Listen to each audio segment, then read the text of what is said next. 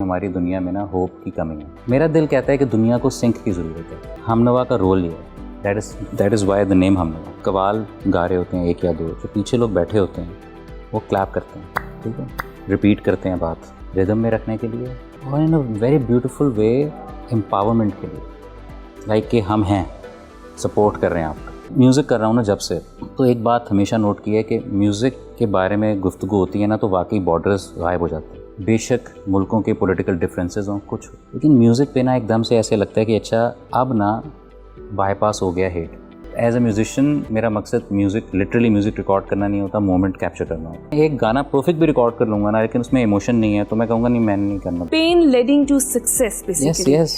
और ये हर किसी की लाइफ की स्टोरी है। और आपकी वो बात ना कि यार दिल को सुनना बड़ी मुश्किल होती है, लेकिन वो क्रॉस करनी है ब्रिज। एग्जैक्टली, वो पेन आप सफर नहीं करोगे तो यू कैन नॉट नहीं पहुंचे, ये बात।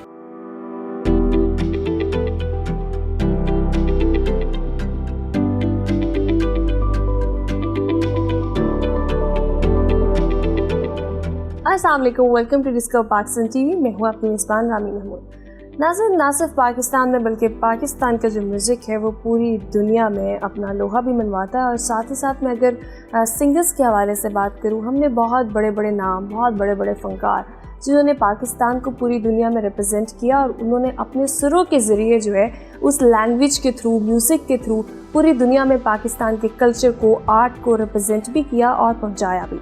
ऐसे बहुत सारे नाम हैं, लेकिन आज मैं जिस शख्सियत के साथ मौजूद हूँ, लारी छूटी से पहले भी बहुत सारी कंपोजिशंस उन्होंने की, म्यूज़िक बनाया। लारी छूटी वाज द फर्स्ट हिट। मैं जो है उसके बाद लारी छूटी से लेके कोक स्टूडियो, देन हमनवा तक का जो उनका सफ़र है वो कैसा जा रहा है। जी हाँ, मैं बात कर रही हूँ जुल्फ़कार जब्बार खान जुल्फ़ी की। अस्सलाम वालेकुम, कैसे हैं? वालेकुम अस्सलाम, बिल्कुल ठीक है। मुझे ये बताएं कि हमनवा क्या है सबसे पहले तो, और हमनवा के लिए हुंज़ा का इंतखाब क्यों किया, और हुंज़ा का इंतखाब किया और फिर इंटरनेशनल म्यूजिशियंस को भी बुलाया नेशनली, तो ये क्या कॉन्सेप्ट आप लेके आना चाहते थे जिसको आप ले भी आए? देखें, as an artist, as just a citizen of the world ना, मुझे ऐसा लगता है कि हमारी दुनिया में ना होप की कमी है। अगर मैं म्यूज़िक करता हूँ ना तो कोई ना कोई रीज़न है कि मैं म्यूज़िक करता हूँ। मतलब यूनिवर्स किसी को ऐसे ही, अल्लाह किसी को ऐसे ही किसी रास्ते पे नहीं चलाता, कुछ वजह होती है। मैं इस तरह की डेस्टिनी पे यकीन रखता हूँ। और पाकिस्तान इसलिए क्योंकि यार मेरा मुल्क है।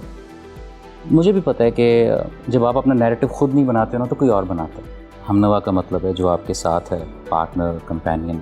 और इसी तरह ना हमारी कवाली में एक कॉन्सेप्ट है हमनवा। आप देखो तो जब कवाल गा रहे होते हैं एक या दो, जो पीछे लोग बैठे होते हैं वो क्लैप करते हैं, ठीक है, रिपीट करते हैं बात।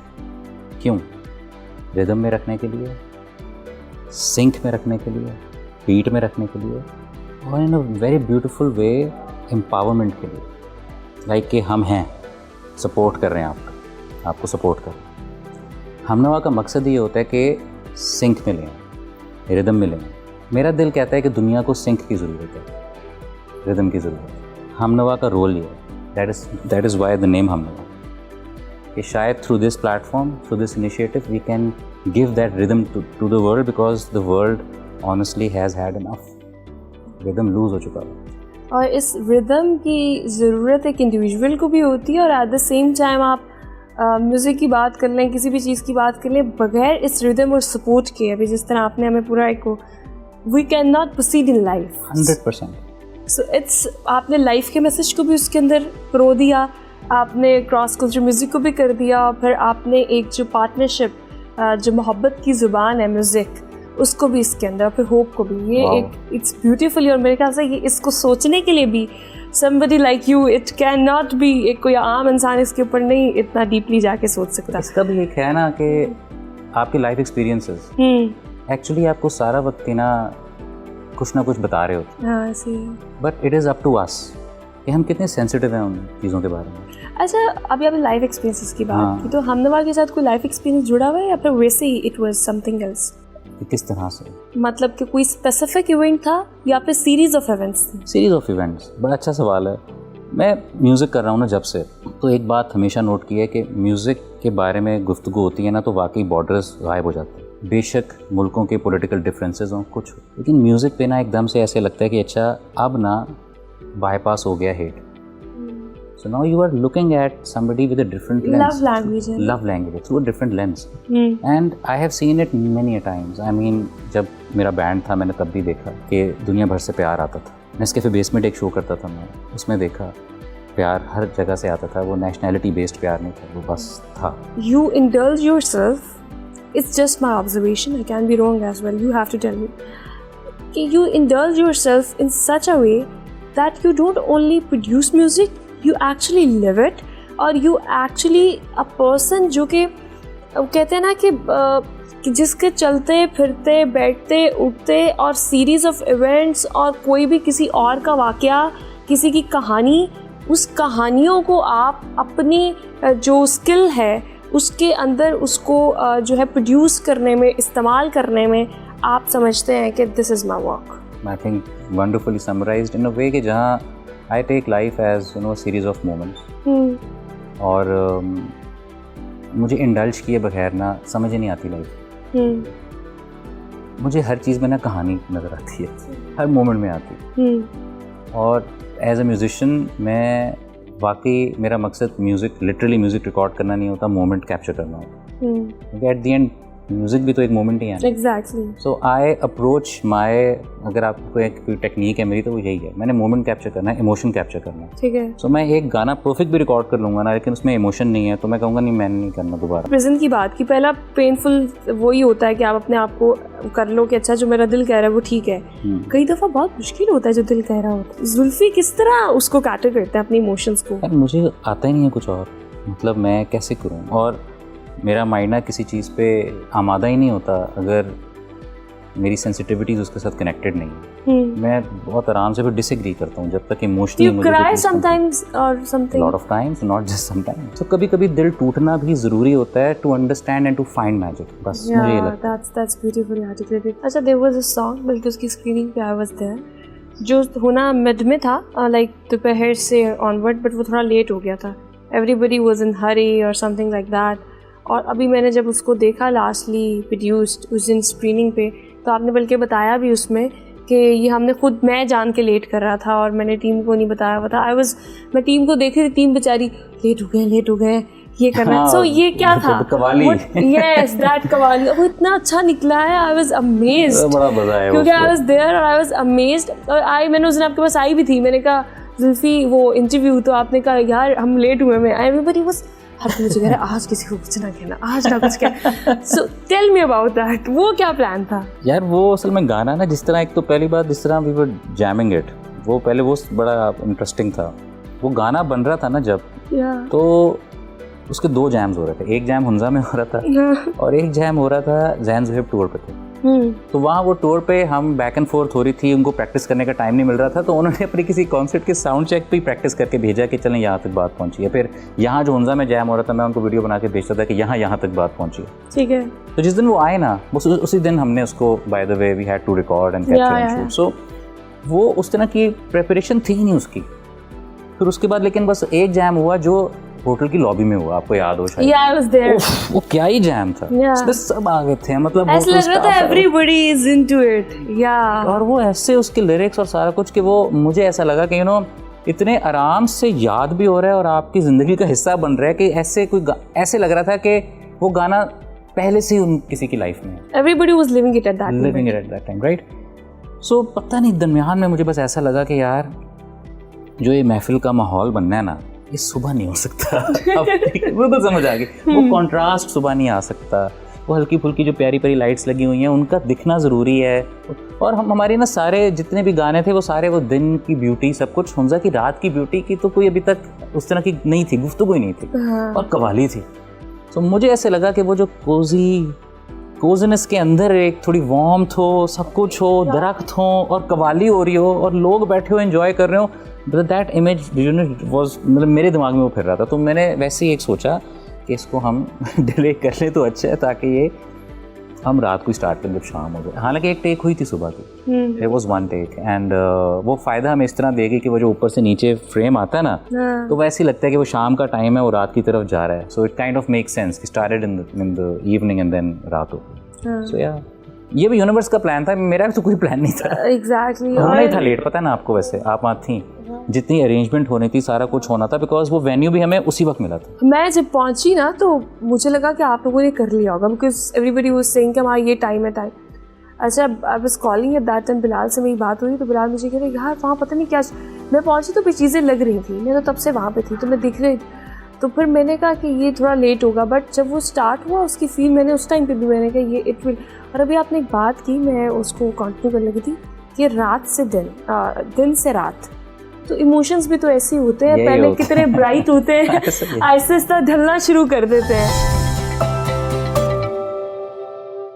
लारी छूटी वॉज अ ग्लोबल हिट और बॉलीवुड मूवी में भी उसको, और इवन आज भी नेबर कंट्रीज और एवरीबडी यू नो वो उस चीज़ को याद करते हैं। और अभी भी आपका जितना फिर हमने कोक स्टूडियो का सीज़न 14 देखा, पसूड़ी, कन्ना यारी और सारे, तो जब पहला गाना आपका हिट हुआ था तब क्या सोचा हुआ था कि ये वाला गाना हिट होगा, या it was from your heart as you already told us? जो देखो मेरी म्यूज़िक की जर्नी काफ़ी बहुत पुरानी है। हाँ, उससे पहले भी आपने बहुत सारी, मेरा बैंड था एक पहले EP, ठीक है, एंटिटी पैराडाइम, शायद आपने सुना हो, जिसमें उसकी भी खैर अलग स्टोरी है, बट द बैंड जिसमें फवाद, अहमद और मैं थे, एंड हसान, सजाद, वकार, अली, सो काफ़ी सारे लोग, सलमान। सो हमने जो पहला गाना तब भी रिलीज़ किया था ना उस पॉइंट पे, तो वो भी एक रॉक ऑडियंस के अंदर एकदम से फैल गया था, ठीक है। फिर उसके बाद एक शो हुआ battle of the bands back in 2002, उसमें हम सेकंड आए, Aaroh was you know number 1, we were number 2 in that. उसके बाद you know we got a record deal, we made our album and that album actually became a hit. We had a very amazing, आप समझ लें एक हमारी audience create होगी उस time पे। हम कॉन्सर्ट्स करते थे तो लोग मतलब खुशी से पागल, साथ हेड बैंग कर रहे हैं, साथ गा रहे हैं, तो वो फीलिंग मुझे उस वक्त भी ना समझ आ गई थी कि ये क्या है, और वो हमेशा आपको ब्लेसिंग ही लगती है हमेशा से।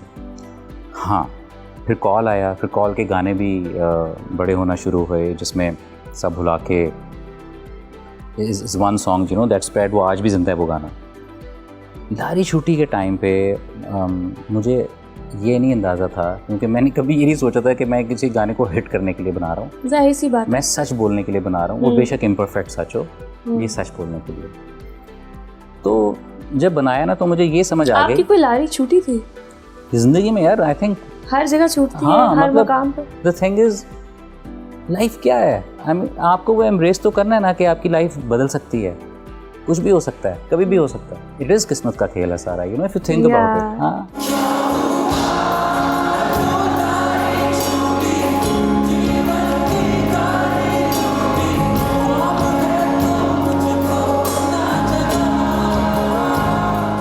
यू नो इंटरनल जर्नी आपकी, वो आपको ये सारी आपसे बातें करती है। मतलब मैंने जब लिखा भी ना लारी छूटी, तो मैंने वो अपनी इंटरनल जर्नी का लिखा कि और मैं सोचा ये कि बड़ा सिंपल थॉट से स्टार्ट मैंने किया कि मैं एक बच्चा हूँ जिसने म्यूज़िक की ख्वाहिश ज़ाहिर की, उसने म्यूज़िक करना शुरू कर दिया, और उसके बाद यार उसका लाइफ इस तरफ उसको ले गई कि जहाँ वो कॉन्सर्ट्स भी कर रहा है, उसका बैंड भी है, लोग भी उसको पसंद कर रहे हैं, उसका म्यूज़िक सुनना चाह रहे हैं, समझना चाह रहे हैं, और मुझे मौका मिल रहा है एक्सप्रेस करने का। मतलब मैं बहुत ही, आप समझे, ब्लेसिंग वाली फीलिंग नहीं होती, और उसके बाद ग्रेटिट्यूड। और फिर ये हुआ कि यू नो एकदम से पता चला कि अच्छा across the border Bollywood film बन रही है, और वो भी गाना, by the way nobody knows this but I wrote the first few lines, किस्मत का खेल है सारा से लेके वो क्या हुआ जो लारी छूटी, इन वन नाइट। जिस दिन मुझे पता चला कि ये एक प्रोजेक्ट है जिस पे मैंने काम करना है, मुझे उन्होंने मूवी की स्टोरी बताई, 40 की लास्ट लोग थी।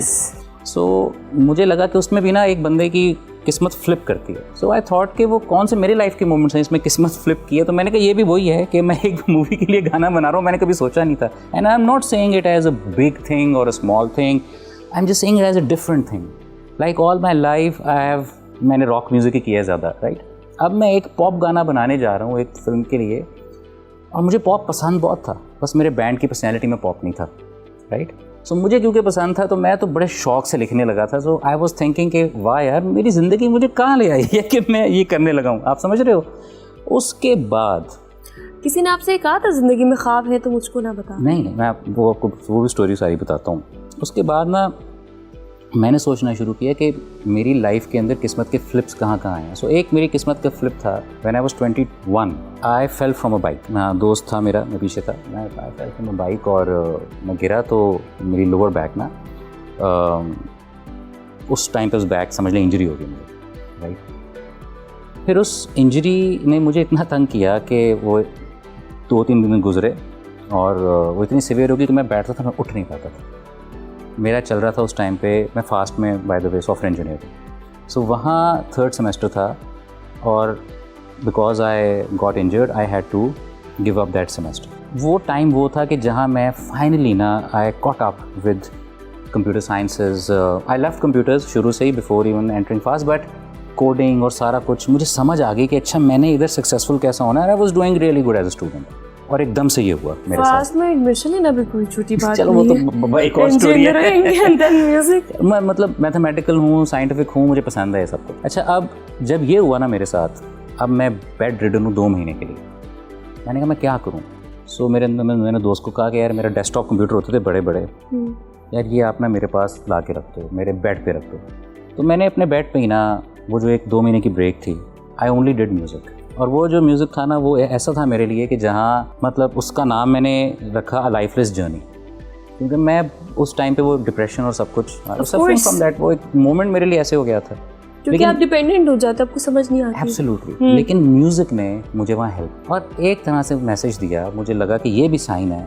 उस साइन ये है कि यार this is what you need to music. जो पढ़ाई में तुम बहुत ज़्यादा चले गए हो ना, मैं किसी को ये नहीं कह रहा कि पढ़े ना, मैंने पूरी अपनी डिग्री की, सब कुछ किया और अच्छा किया और मुझे शौक भी है, लेकिन that was a voice from your heart. Absolutely, that actually took me, it flipped ना, and my interest in studies थोड़ा सा बैकफुट पे किया। My interest in music grew like anything in during that injury. So family supported you after that? उसके बाद जब वो बना तो मेरी अम्मी ने कहा तुम बहुत अच्छा म्यूज़िक बनाते हो, और मेरे लिए बहुत कॉन्फिडेंस की बात थी। सो बस उस कॉन्फिडेंस को लेके ना मैं फिर आप समझ लें मैं आगे चला हूँ। तो ये भी किस्मत का खेल है सारा क्या बात है। तो मैंने वो सोचा और फिर मैंने ये सोचा कि होता ना बहुत सारी चीज़ों में आपको नहीं पता चलता कि सच है नहीं है क्या है। तो फिर मैंने उसके लिए लिखा कि यार ख्वाब है तो मुझको ना जगा। इसकी अगले वर्स में लाइन, कोरस में लाइन आती है, झूठ है तो मुझको ना बता। सो आई वॉज स्टक देयर। ये लाइन मैंने लिखी भी नहीं थी, मेरी अम्मी ने लिखी है लाइन ये वाली, झूठ है तो मुझको ना बता। I went to her and I said के अम्मी मैं इधर फंस गया हूँ, ये इधर इतना हो गया है और ये आखिरी में समझ नहीं आ रही, I don't want to repeat ख्वाब है तो मुझको ना जगा। तो उन्होंने कहा झूठ है तो मुझको ना बता। कोई प्रोसेस में आप ऑथेंटिक हो जाए ना और सरेंडर कर रहे हो तो कुछ ना कुछ मैजिक हो रहा होता है, तो आपको भी नहीं पता चलता वो क्यों टाइमलेस है आज यार। क्योंकि उसमें मेरी अम्मी की ब्लेसिंग्स भी हैं, उसमें मेरे अब्बू की ब्लेसिंग्स भी हैं, उसमें मेरे मोमेंट्स हैं लाइफ के, उसमें मेरे डार्केस्ट मोमेंट्स भी हैं, उसमें मेरे ब्राइटेस्ट मोमेंट्स भी हैं। वो मेरी पूरी लाइफ है और सिर्फ मेरी पूरी लाइफ नहीं है ना। इंटरेस्टिंग बात क्या होती है, आर्टिस्ट के थ्रू क्या होता है, वो अपनी लाइफ बयान करते हुए शायद कितने लोगों के दिलों की फीलिंग्स की इक्कासी कर देते हैं। और ये मुझे उस वक्त लिखते हुए नहीं था, मैं I was honest with my feelings, but today I realise ये कितनों की फीलिंग है। तो अब मुझे हिट करता है बहुत ज़्यादा, मतलब मैं इमोशनल भी हो जाता हूँ गाते हुए। 20 साल हो गए हैं गाने को यार। स्टिल अभी जब आपने महफिल यू रिवाइव्ड इट और आई वाज देयर, अभी कराची में भी आप लोगों ने उसको रिवाइव किया। सो उसमें एक everybody who is struggling to do something in life, pain leading to success basically.